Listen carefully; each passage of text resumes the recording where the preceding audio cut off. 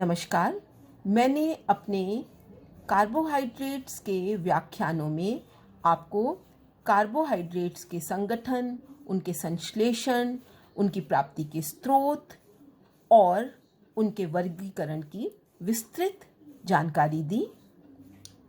अब यह जानने के लिए कि आपने कितना समझा है, कितना ग्रहण किया है और कार्बोहाइड्रेट्स की आपको अब कितनी नॉलेज है, मैं आपसे क्वेश्चंस पूछूंगी। यह क्वेश्चंस एमसीक्यू के फॉर्म में होंगे। इस प्रकार के क्वेश्चंस ना सिर्फ आपकी कार्बोहाइड्रेट्स की जानकारी को मजबूत करेंगे, बल्कि आगे जब आप कॉम्पिटिटिव एग्ज़ाम्स देंगी तो भी इस प्रकार के क्वेश्चंस आपसे जनरल नॉलेज या जनरल साइंस के अंतर्गत पूछे जाते हैं। तो चलिए शुरू करते हैं क्वेश्चन आंसर्स का यह सिलसिला। पहला प्रश्न है, हमारे आहार में ऊर्जा प्राप्ति का प्रमुख स्रोत क्या है? ए जल, बी प्रोटीन, सी कार्बोहाइड्रेट और डी विटामिन। इसका उत्तर है सी कार्बोहाइड्रेट्स। भारत ही नहीं, संपूर्ण विश्व में कार्बोहाइड्रेट ऊर्जा प्राप्ति का प्रमुख स्रोत है। प्रोटीन शरीर की वृद्धि और विकास, तंतुओं के पुनर्निर्माण और मरम्मत के लिए आवश्यक है, जबकि विटामिन शरीर को विभिन्न रोगों से सुरक्षा प्रदान करता है तथा शरीर की विभिन्न क्रियाओं को नियमित और नियंत्रित करता है। जल शरीर के तापमान को नियंत्रित करता है और शरीर के निर्माण में अहम भूमिका निभाता है। दूसरा प्रश्न है, हमारे भोजन में कार्बोहाइड्रेट्स किन भोज्य पदार्थों से प्राप्त होता है? ए हरी पत्तेदार सब्जियां, बी खट्टे फल जैसे आंवला, नींबू, अमरूद, सी चावल, गेहूं, चीनी, गुड़ और डी मूंगफली और सोयाबीन। इसका उत्तर है सी चावल, गेहूं, चीनी, गुड़। ये सभी भोज्य पदार्थ कार्बोस वर्ग के अंतर्गत आते हैं। हरी पत्तेदार सब्जियां विटामिन ए, सी, कैल्शियम, लौह लवण और रेशे की स्रोत हैं, जबकि खट्टे फल जैसे आंवला, नींबू, अमरूद विटामिन सी के उत्कृष्ट स्रोत हैं। मूंगफली और सोयाबीन वसा, प्रोटीन और कुछ विटामिन्स, खनिज लवण के भोज्य स्रोत हैं। तीसरा प्रश्न है, कार्बोस के संगठन में हाइड्रोजन और ऑक्सीजन का अनुपात है ए 4:7, बी 2:1, सी 3:8 और डी 1:4। इसका उत्तर है बी 2:1।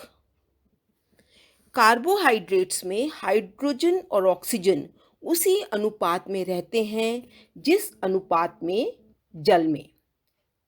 जल का फॉर्मूला है H2O, अर्थात इसमें 2 भाग हाइड्रोजन और 1 भाग ऑक्सीजन जल के समान होता है। इसी कारण कार्बोहाइड्रेट्स को हाइड्रेट्स ऑफ कार्बन भी कहा जाता है। चौथा प्रश्न है, एक साधारण व्यक्ति के आहार में कितनी प्रतिशत ऊर्जा कार्बोस से प्राप्त होती है? ए 10 से 20%, बी 15 से 30%, सी 55 से 65% और डी 100%। इसका उत्तर है सी 55 से 65%। एक साधारण व्यक्ति के भोजन में 55 से 65% ऊर्जा कार्बोज से ही मिलती है। सामान्यतः कुल शारीरिक ऊर्जा आवश्यकता की 55 से 65% ऊर्जा कार्बोज द्वारा प्राप्त होती है। पांचवा प्रश्न है, पेड़ पौधे कार्बोज का निर्माण किस क्रिया के द्वारा करते हैं? ए. Glycogenesis, B. प्रकाश संश्लेषण, सी. यूरिया संश्लेषण और डी. उपरोक्त में से कोई नहीं। इसका उत्तर है बी. प्रकाश संश्लेषण की क्रिया, जिसको फोटोसिंथेसिस भी कहते हैं। पेड़ पौधे प्रकाश संश्लेषण की क्रिया द्वारा कार्बोज का निर्माण करते हैं।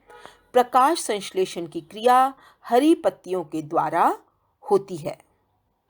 ग्लाइकोजेनेसिस वह क्रिया है जिसके द्वारा आहार में ग्लूकोज की आवश्यकता से अधिक मात्रा को ग्लाइकोजन में परिवर्तित करके यकृत और मांसपेशियों में संग्रहित किया जाता है।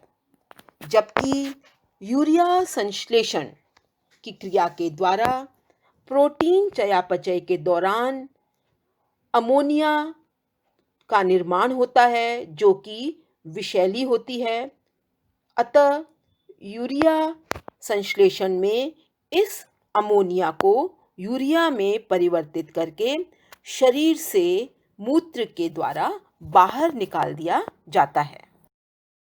छठा प्रश्न है, पेड़ पौधों में उपस्थित किस वर्णक के कारण वह प्रकाश संश्लेषण के द्वारा कार्बोहाइड्रेट्स का निर्माण करते हैं?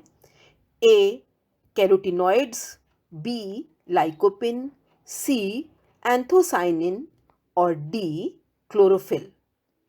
इसका उत्तर है डी. क्लोरोफिल। हालांकि यह चारों वर्णक पेड़ पौधों में उपस्थित होते हैं, परंतु फोटोसिंथेसिस प्रक्रिया में सिर्फ क्लोरोफिल ही भाग ले सकता है। कैरोटीनॉइड्स पीले नारंगी रंग का वर्णक है, जो आम, पपीता, गाजर आदि में होता है। लाइकोपिन लाल वर्णक है, जो टमाटर में होता है।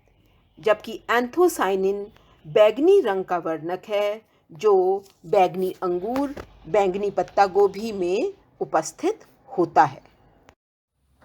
सातवां प्रश्न है, फोटोसिंथेसिस के दौरान पेड़ पौधे वातावरण में उपस्थित कौन सी गैस का उपयोग करते हैं?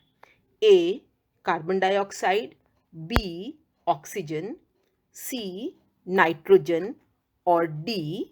हाइड्रोजन। इसका उत्तर है ए. Carbon dioxide. फोटोसिंथेसिस के द्वारा न सिर्फ पेड़ पौधे हमें कार्बोहाइड्रेट्स हमारे भोजन के लिए देते हैं, बल्कि वातावरण में उपस्थित कार्बन डाइऑक्साइड गैस, जो कि उसे प्रदूषित करती है, उसका भी उपयोग करके वातावरण को स्वच्छ रखने में सहायता प्रदान करते हैं। आठवां प्रश्न है, प्रकाश संश्लेषण क्रिया के दौरान कौन सी गैस का निर्माण होता है?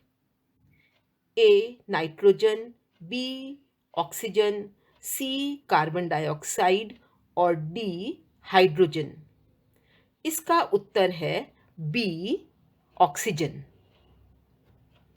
प्रकाश संश्लेषण की क्रिया के द्वारा कार्बोज का निर्माण तो होता ही है, साथ में ऑक्सीजन गैस भी निकलती है। यह ऑक्सीजन गैस का उपयोग मानव और अन्य प्राणी सांस लेने के रूप में करते हैं। फोटोसिंथेसिस प्रक्रिया के द्वारा वातावरण को स्वच्छ और प्रदूषण रहित रहने में भी सहायता मिलती है। नौवां प्रश्न है, कार्बोज का प्रति ग्राम ऊर्जा मूल्य क्या है? ए. 8 कैलोरी, बी. 9 कैलोरी, सी. 4 कैलोरी और डी 2 कैलोरी? इसका उत्तर है सी 4 कैलोरी। 9 कैलोरी हमें प्रति ग्राम वसा से प्राप्त होती है, इसलिए कहते हैं कि वसा से कार्बोहाइड्रेट्स की तुलना में 2.25 गुना ऊर्जा मिलती है। 10वां प्रश्न है, भौतिक विशेषताओं के आधार पर कार्बोहाइड्रेट्स के 2 वर्ग कौन से हैं? ए मोनोसैकेराइड एवं डाइसैकेराइड, बी शर्करा और अशर्करा, सी ग्लूकोज और फ्रक्टोज और डी ग्लाइकोजन एवं सेल्यूलोज। इसका उत्तर है बी शर्करा और अशर्करा, जबकि ए, सी और डी रासायनिक वर्गीकरण के आधार पर कार्बोहाइड्रेट्स के विभिन्न वर्ग हैं। मोनोसैकेराइड्स और डाइसैकेराइड्स रासायनिक वर्गीकरण के अंतर्गत आने वाले 2 वर्ग हैं, जबकि ग्लूकोज और फ्रक्टोज मोनोसैकेराइड्स के 2 उदाहरण हैं, जबकि ग्लाइकोजन और सेल्यूलोज पॉलीसैकेराइड कार्बोहाइड्रेट्स के अंतर्गत आते हैं।